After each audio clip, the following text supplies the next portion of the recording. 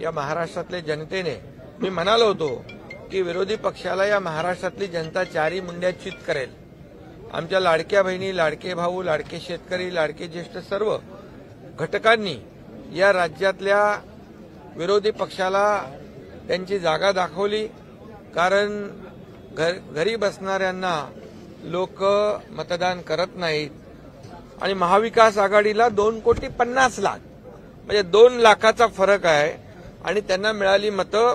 आम्हाला मिळाली 43.55% आणि महाविकास आघाडीला 43.71% म्हणजे पॉईंट 15-16चा फरक आहे.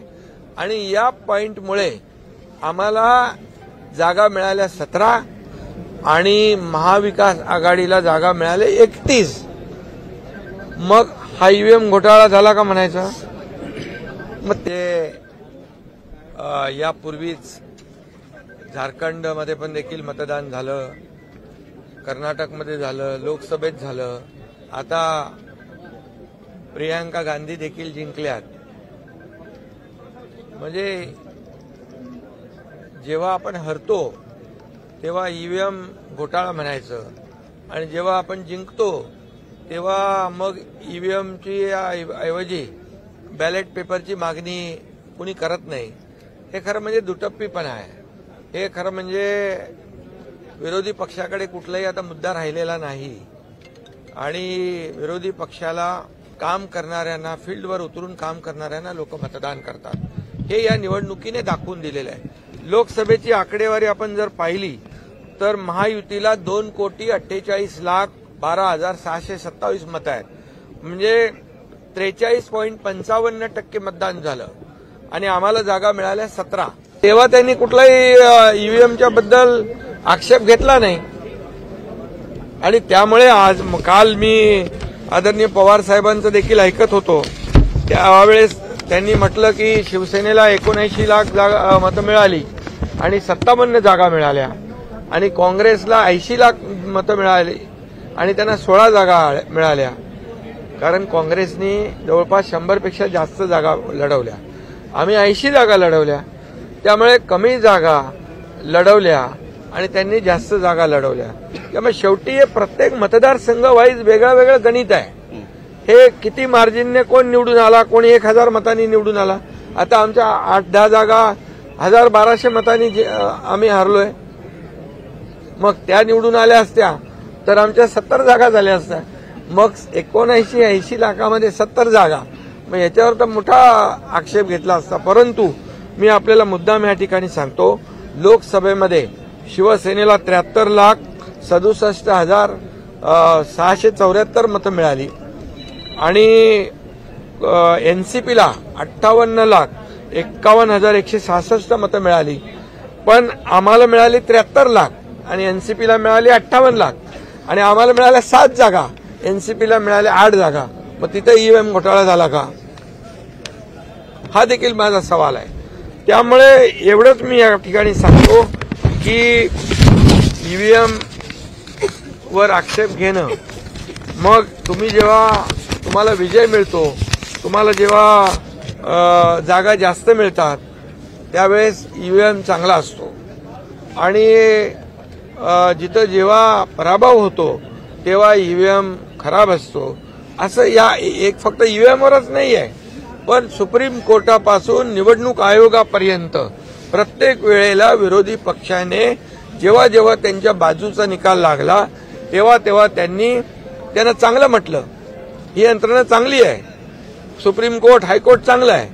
आणि जेव्हा जेव्हा त्यांच्या विरोधामध्ये निकाल लागला तेव्हा सुप्रीम कोर्टावर देखील आक्षेप घेतला यांनी, सुप्रीम कोर्टावर देखील आरोप केले.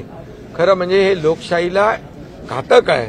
आणि या महाराष्ट्रामध्ये आता लोकशाही मार्गाने झालेल्या निवडणुका ज्या आहेत, या सर्व जनतेने गेल्या 2.5 वर्षाचं जे आमचं काम महायुतीचं हे पाहिलं.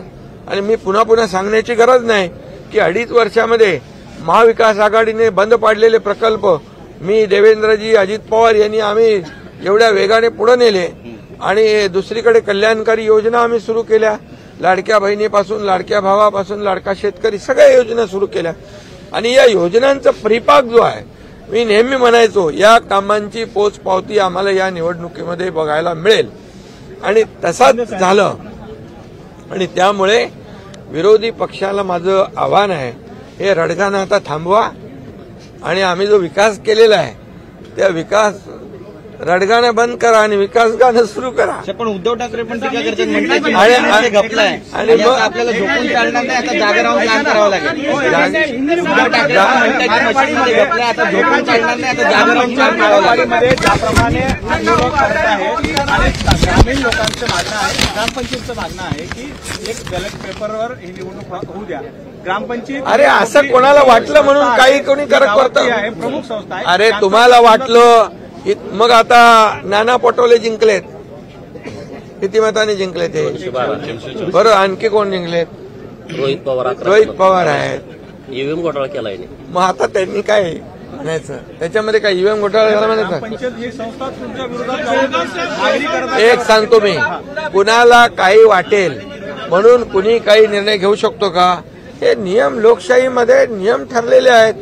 निवडणूक आयोग आहे, घटना आहे आणि संविधान आहे, या सगळ्या गोष्टी आहेत. त्यामुळे हे जे काय रडीचा डाव आहे, हा रडीचा डाव बंद केला पाहिजे आणि या लोकांनी दिलेलं मॅन्डेट एवढ्या मोठ्या प्रमाणावर त्याचं स्वागत केलं पाहिजे. आता मला सांगा, काल शपथ घेतली नाही, ईव्हीएमचा आक्षेप, मग आज शपथ घेतली, मग ईव्हीएमचा आक्षेप दूर झाला का असं म्हणायचं? आणि म्हणून हे सगळं फक्त गेले 2.5 वर्ष आम्ही हेच पाहतोय, आरोप आरोप आरोप. आता जनतेने मॅन्डेट दिले, आता तुमचे म्हणजे आता बोलण्याला काय संधी आहे तुम्हाला? पुन्हा म्हणजे गिरे तो भी टांग उपर अशातला प्रकार आहे.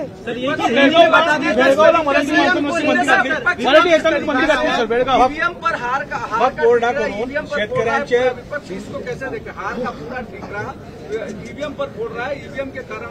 मैं इतना ही कहूंगा विपक्ष को, ये जो महाराष्ट्र की जनता ने क्लियर मैंडेट दिया है उसका स्वागत करना चाहिए.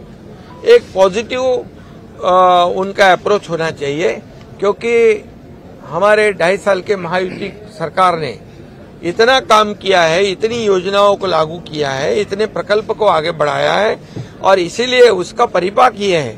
ये मैंने पहले ही कहा था, मैं, देवेंद्र जी, अजीत दादा, हम हर सभा में यही कहते थे कि हमने जो 2.5 साल में इतना ऐतिहासिक काम किया है कि इसकी स्वर्ण अक्षरों में उसका लिखा जाएगा, सुनहरे अक्षरों में.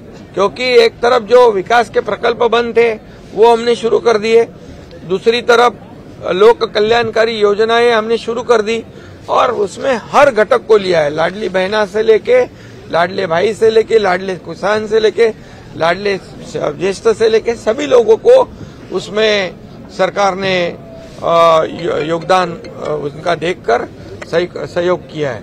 और इसीलिए मैं इतना ही कहूंगा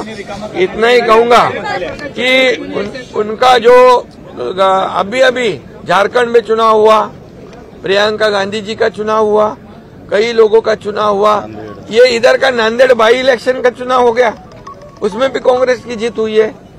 तो ये सब जब उनकी जीत होती है तो ये ईवीएम अच्छी है, उनकी जीत होती है, उनके बाजू से निकाल होता है तो इलेक्शन कमीशन के निर्णय अच्छे होते हैं, उनके बाजू से अगर फैसला होता है तो सुप्रीम कोर्ट अच्छा होता है. अगर सही फैसला सुनाने के बाद तुरंत वो एजेंसी, वो यंत्रणा गलत हो जाती है, गलत उसको साबित किया जाता है. ये पिछले कई सालों से शुरू है, इसको भी बंद करना चाहिए रोना धोना. ये जो आज मैं कहूंगा कि लोकसभा में हमें महायुति के 2,48,12,000 वोट मिले और 43.55% वोट मिले और महाविकास आघाड़ी को 50 लाख मिले, 43.71 मीन्स पॉइंट का फर्क है, कुछ पॉइंट का फर्क है. लेकिन हमें जगह मिली 17 और उनको मिली 31. तब हम क्या कहेंगे? तभी ईवीएम का घोटाला नहीं कहा उन्होंने. अभी हमारे को 77,000 मिले लोकसभा में शिवसेना को और एनसीपी को 58 लाख मिले सिर्फ, लेकिन उनके 8 सीट आ गए, हमारी 7 सीटें आई. तभी क्या ईवीएम का घोटाला हो? तभी बोले नहीं कुछ. इसका मतलब क्या है, यहां पर अभी भी मैं कहूंगा कि महायुति को 49.30% वोट मिला है अभी विधानसभा में, और इनको महाविकास आघाड़ी को, मतलब महायुति को 3 करोड़ 18 लाख, महाविकास आघाड़ी को 2 करोड़ 35 लाख। तो वोट कितने, 1 करोड़ का फर्क है। और ये ऐसा कोई भी नहीं कह सकता है, क्योंकि हर चुनाव क्षेत्र में हर कैंडिडेट को मार्जिन जो है कम ज्यादा मिलता है, तो इसको सभी एक ही तराजू में तौल नहीं सकते हम। इसलिए मैं यही कहूंगा कि अभी उन्होंने ये ईवीएम वाला जो मामला है, अभी बोले शिवसेना को इतने कम सीटें मिली 16 और हमें मिली 57। तो शिवसेना ने, कांग्रेस ने तो 100 के ऊपर लड़ी थी, हम तो 80 लड़े थे। तो ये भी बात है। तो इसका विश्लेषण करते समय लोगों ने सही विश्लेषण करना चाहिए, क्योंकि ये सिर्फ अभी नासिक में मालेगांव में 1,98,869 चुनाव वोट मिले लोकसभा में और अभी विधानसभा में 7,527। उधर बीजेपी का कैंडिडेट नहीं। फिर ये क्या, किसने हैक कर दी मशीन? ये सब चुनाव हारने के बाद ये ऐसे बात करना उचित नहीं है। इससे लोगों के दिशाभूल करने का काम जो है वो कर रहे हैं। अभी वो कोई किधर, किसी को लगता है बैलेट में चुनाव ले लो, किसी को लगता है ईवीएम में ले लो, ऐसा नहीं होता है ना। ये संविधान की बात है। ये कभी जो काम निर्णय है वो नियम के अनुसार होते हैं। और इसलिए मैं इतना ही कहूंगा कि ये चुनाव हमने महायुति सरकार ने जीता है, ये काम के बलबूते पे जीता है, और लोगों ने जो मैंडेट दिया है, ये मैंडेट को वो विपक्ष ने स्वागत करना चाहिए और साथ देना चाहिए इस राज्य के विकास के लिए। अभी उन्होंने कल शपथ नहीं ली थी, बोले ईवीएम का घोटाला है, तो अभी आज शपथ ले ली, तो क्या ईवीएम का घोटाला के आक्षेप खत्म हो गया? एकनाथ जी महायुतीचं सरकार जे आहे, महायुतीचं सरकार आहे, हे शेतकऱ्यांचं सरकार आहे असं तुम्ही म्हणून, महायुतीचं सरकार आहे असं म्हणून पुढे आले आहे. आता मात्र वक्फ बोर्डाकडून शेतकऱ्यांचे जमीन रिकामा करण्याचा आदेश देण्यात आले आहे. ये गांव हमारे हैं और इसको खाली कर दो. देखिए, नियम बाह्य कुठलंही काम होणार नाही. हे सरकार नियमाने चालणारं आहे, लोकशाही मार्गाने चालणार आहे, संविधानाच्या मार्गाने चालणार आहे. त्यामुळे कुठेही कुणावरही अन्याय होणार नाही.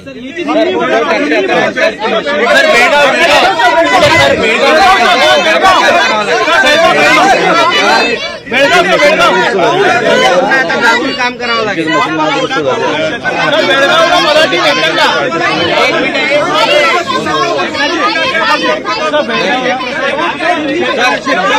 म्हणतात मशीनमध्ये घपलाय, आता झोपून नाही तर जागून काम. अरे बाबा, डोळ्यात तेल घालून काम करू दे, चांगलं आहे, काम केलंच पाहिजे. आता काम केलं असतं तर हा निकाल लागला असता का? काम आम्ही 2.5 वर्ष केलं आणि ते बसून राहिले, त्यामुळे 2.5 वर्षाचं कामाची पोचपावती आहे. शेतकऱ्यांना देखील हे सरकार कधी वाऱ्यावर सोडणार नाही.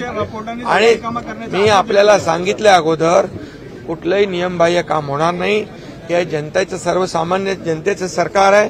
सर्वसामान्य जनतेच्या